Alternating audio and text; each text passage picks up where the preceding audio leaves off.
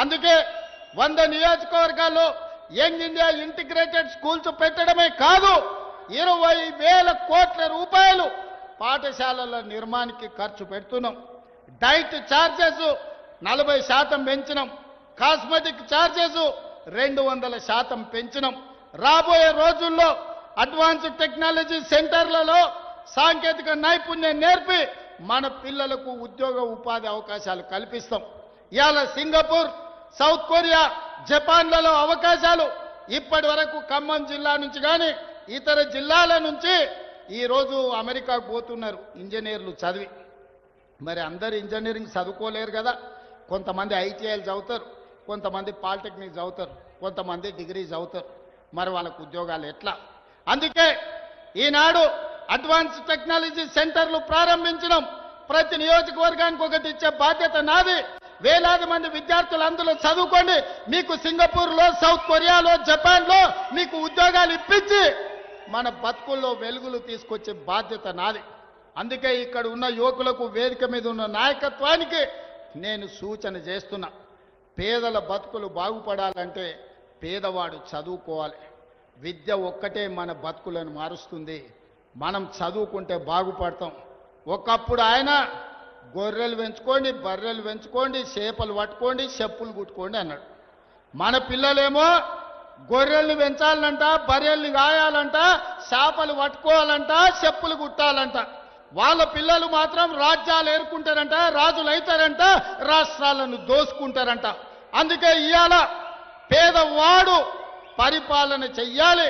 పేదవాడు డాక్టరో, లాయరో, ఇంజనీరో, IAS, IPS కావాలి అంటే చదవాలి. చదవాలి అంటే ప్రభుత్వానికి చిత్తశుద్ధి ఉండాలి. అందుకే నా ఏకాగ్రత మొత్తం చైతన్యం కలిగిన ఖమ్మం జిల్లా ప్రజలకు, యువకులకు నా విజ్ఞప్తి, చదువుకోండి. మీరు చదువుకేం కావాలనో నన్ను అడగండి. ఎవరో సహాయం చేస్తే బ్రతకడం కాదు, మనమే 10 మందికి సాయం చేసేటట్టు ఎదగాలి. ఆ ఎదగాలి అని అంటే ఇవాళ పేదరికం పోవాలి అంటే చదువుకోవాలి. అందుకే మిత్రులారా, ఏ మంచి కార్యక్రమాన్ని మొదలుపెట్టినా మీ ఖమ్మం జిల్లాకే నేను వస్తున్నా. ఇవాళ మీ జిల్లాకి ఇన్ఛార్జిగా కూడా నా మిత్రుడు శ్రీహరిని మీ జిల్లాకు పంపించిన. ఎందుకంటే నా పక్కనే నియోజకవర్గం, నాకు ఎప్పుడు అందుబాటులో ఉంటాడు. ఇంతకుముందు కూనంనేని రామశివరావు గారు, రామదాస్ గారు, ఆదినారాయణ చాలామంది ఎమ్మెల్యేలు నాకు కాగితాలు తెచ్చిస్తారు. సార్ మా సమస్యలు ఉన్నాయి.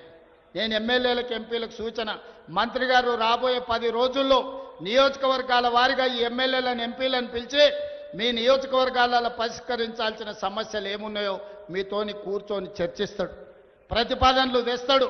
కలెక్టర్లు, అధికారులతో మాట్లాడతాడు. వేదిక మీద నుంచి అధికారులకు కూడా నేను సూచన చేస్తున్నా. మీరు వారు తెచ్చే సమస్యల్ని ఏ విధంగా పరిష్కరించాలనో పరిష్కారంతో పాటు అంచనాలను వేసుకొచ్చి ఇవ్వండి.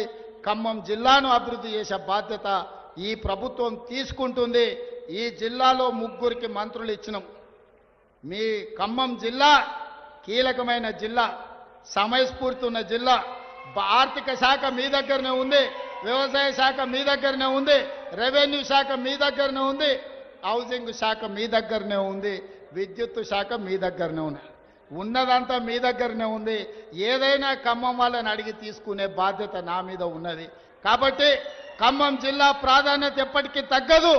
రాజ్యసభ ఇస్తే కూడా ఖమ్మం జిల్లాలో రేణుకా చౌదరి గారికి ఇవ్వడం జరిగింది. అందుకే మిత్రులారా, ఇవాళ ఈ కార్యక్రమాన్ని ముందుకు తీసుకువెళ్ళండి. మనం రాష్ట్రాన్ని అభివృద్ధి చేసుకుందాం.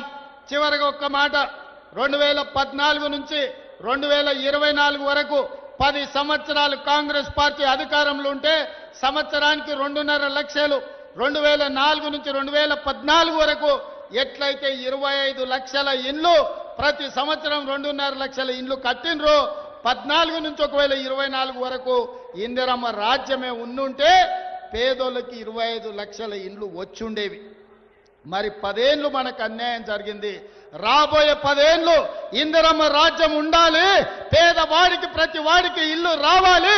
ఆ ఇల్లు తెచ్చే బాధ్యత మనందరం తీసుకుందామని తెలియజేస్తూ, మీరు మళ్ళొక్కసారి పెద్ద ఎత్తున మీ మంత్రి పొంగులేటి సీనన్నకు ఇంత మంచి కార్యక్రమం పెట్టినందుకు పెద్ద ఎత్తున చప్పట్లు కొట్టి వారి అభినందించండి.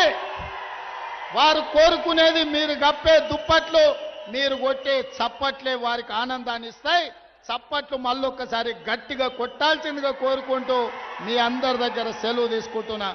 ధన్యవాదాలు మిత్రులారా.